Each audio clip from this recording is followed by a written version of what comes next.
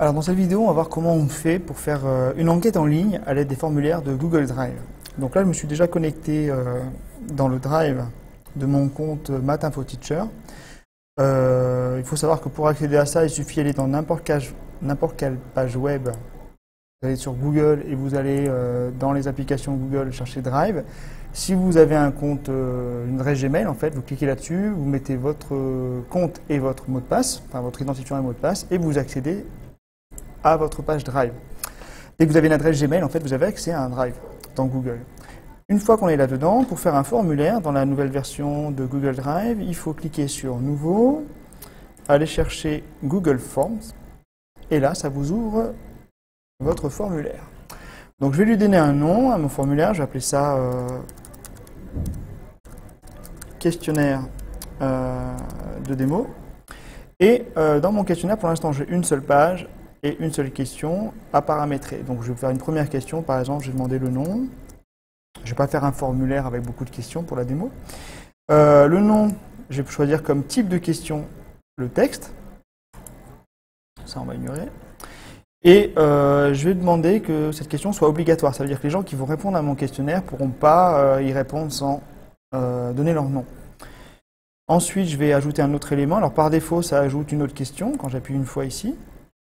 Et si j'avais voulu ajouter autre chose qu'une question, on peut cliquer sur la flèche ici pour ajouter d'autres types d'éléments. C'est utile en particulier quand vous voulez faire différentes pages, vous ajoutez un saut de page pour passer à la page d'après. Donc maintenant, ma deuxième question, ça va être, alors je vais demander quoi? Le nom, là je vais demander que pensez-vous de cette vidéo, celle que vous regardez maintenant. Et je vais laisser un texte ouvert, du texte, et je mets la réponse pas obligatoire par exemple.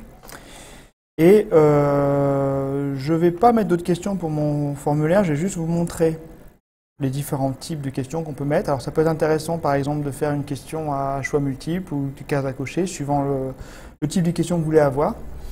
Mais là en fait je vous laisse essayer suivant vos besoins. Ce que je veux vous montrer surtout c'est premièrement comment on met ce formulaire en ligne, comment on l'intègre dans un site web et comment on récupère les réponses. Donc là j'ai fait un formulaire avec deux questions. Je vais faire OK pour avoir vraiment mes deux questions. Donc, première question, non. Deuxième question, que pensez-vous de cette vidéo? C'est bon. Je laisse ça par défaut. Alors maintenant, pour le mettre en ligne, donc on peut cliquer sur Envoyer le formulaire. Ça nous donne un lien de partage. Moi, vu que je vais l'intégrer dans un site web, ce n'est pas le lien de partage que je veux, c'est je clique sur Intégrer. C'est le lien à copier-coller dans une page web. Donc, je colle ça.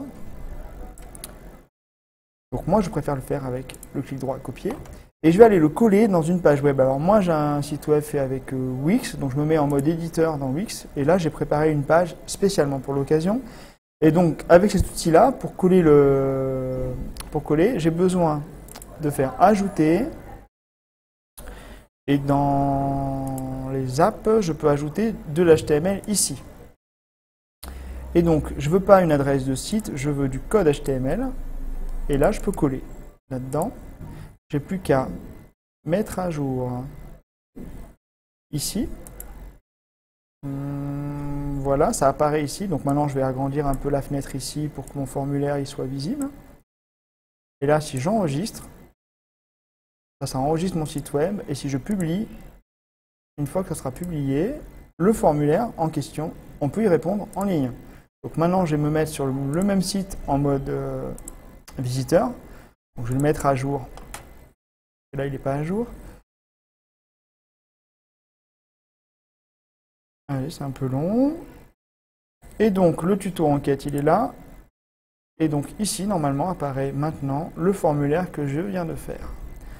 Donc, on va descendre un petit peu. Donc, je vais mettre quelques réponses pour que vous voyez un peu à quoi ressemblent les réponses. Donc, non, on va mettre Mario. Que pensez-vous de cette vidéo? Alors, le premier utilisateur, Mario, on va dire qu'il est très content de la vidéo. Il a envoyé sa réponse. OK. On va envoyer une autre réponse. Et le copain de Mario, c'est Luigi. Et lui, par contre, il n'a pas aimé du tout. Et il va dire nul. Hop. Et il a envoyé chacun une réponse. Maintenant, si je retourne dans mon Drive, ou même directement dans mon questionnaire, ici, je peux accéder aux réponses ici. Donc j'accepte les réponses, je vais afficher les réponses, bon j'avais un lien pour le faire plus vite. Hein. Et les réponses sont affichées dans un fichier comme ça, qui est en fait une forme de tableur et qui est mis à jour automatiquement avec un eurodateur, avec les réponses qu'on vous envoie. Donc bien sûr, mon exemple là, je ne vais pas faire beaucoup de traitements avec ça, mais normalement avec ça, vous avez compris comment fonctionne l'outil. Un des intérêts de ce tableur-là, c'est que, premièrement, vous n'avez pas à ressaisir les réponses qu'on vous aura envoyées sous forme papier. Ça, c'est super.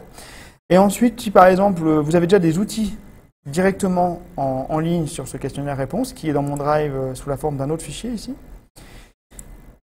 Et enfin, si jamais ça ne vous suffit pas et que vous voulez préférer Excel, par exemple, comme pour travailler sur un tableur, vous pouvez très bien télécharger le fichier en question en différents formats, en particulier en format Excel, pour après faire tous les traitements de données que vous avez appris grâce à mes autres vidéos sur Excel.